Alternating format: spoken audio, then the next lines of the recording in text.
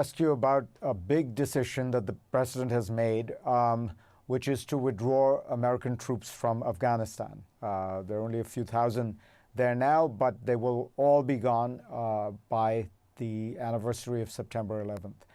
What do you think of that decision?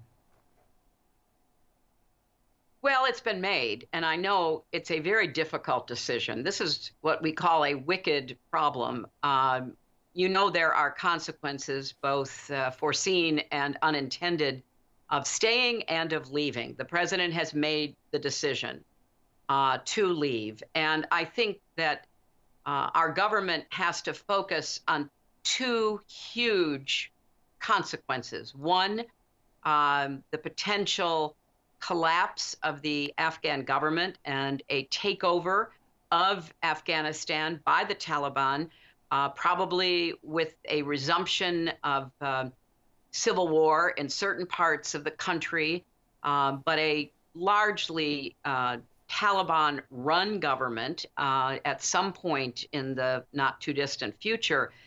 How do we help and protect the many, many thousands of Afghans who worked with the United States and NATO, who worked with American and other NATO-connected contractors, who stood up and spoke out for women's rights and human rights? I hope that the administration, in concert with the Congress, will have a very large visa program and will begin immediately to try to provide that channel for so many Afghans to utilize so that they are not left in danger.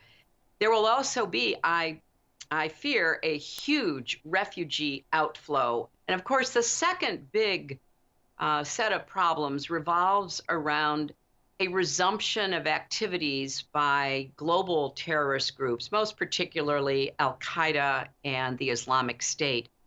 And I agree with a recent article that you've written, Fareed, that we've seen a really sharp drop in both capacity and action on behalf of Islamic terrorist groups. I don't think, though, we can count on that staying in a downward spiral if the Taliban continue to provide refuge to international terrorist groups. And sadly, ever since George W. Bush asked them all the way up to the efforts at negotiation in the last months of the Trump administration, the Taliban has never been willing to separate itself from Al-Qaeda.